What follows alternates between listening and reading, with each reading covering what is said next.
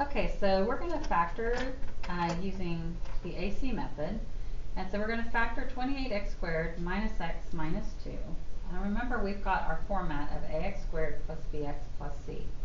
And using the AC method, we're going to multiply a times c, and we're going to get to our b.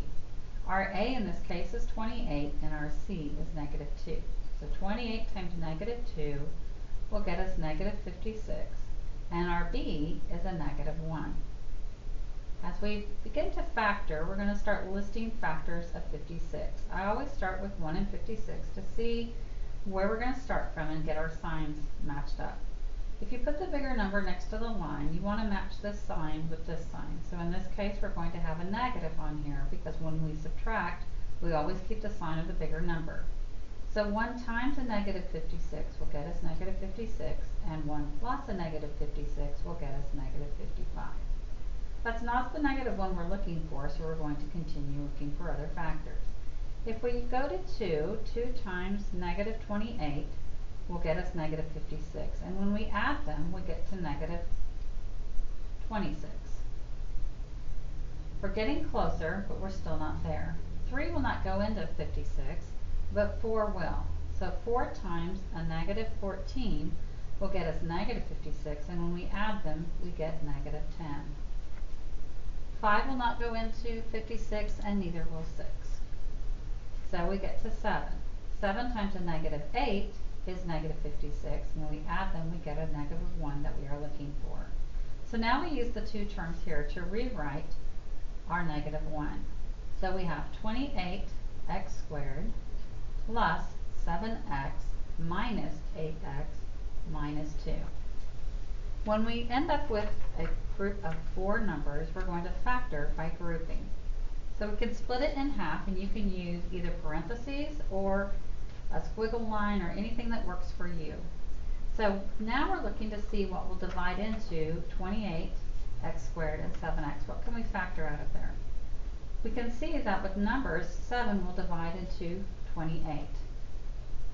So we can factor out a 7, and between x and x squared, we're going to pick the lowest exponent. So we'll pick x. Now to divide them, if you're not sure what the number is, you can come off to the side and take 28x squared divided by 7x, because that's what we have right here. And 7 goes into 28 4 times. When we cross the line, our exponent of 1 becomes negative, so we subtract them, and 2 minus 1 will get us to 1. So that'll get us 4x. So that will leave us with 4x plus 7x divided by 7x is 1. We always bring down the sign that's right here. In this case, it's a negative. Between 8x and 2, we can factor out a 2, and we're left with 8 divided by 2 is 4. We have our x. And negative 2 divided by negative 2 is positive 1. When these two match inside the parentheses, we did it correctly. So now we can factor out what's in the parentheses of 4x plus 1 and group together what's left of 7x minus 2. And that is the answer that we're looking for as far as factoring with the AC method. The next problem we're going to look at factoring is one that is a difference of squares. And a difference of squares problem, we are going to use 81k squared minus 25h squared. And in this case, our answer will look exactly alike, except in the middle of our parentheses, one will be a plus and one will be a minus. So with this, we are going to take 81k squared, and we're going to take the square root of it, or basically what times what will get us 81k squared. The square root of 81 will get us 9. Square root of k squared will get us k. So we will put 9k at the beginning of each of the set of parentheses.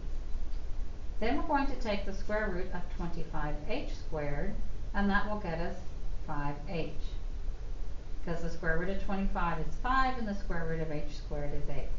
So now we can put our 5h on each part. So that gets us 9k plus 5h times 9k minus 5h.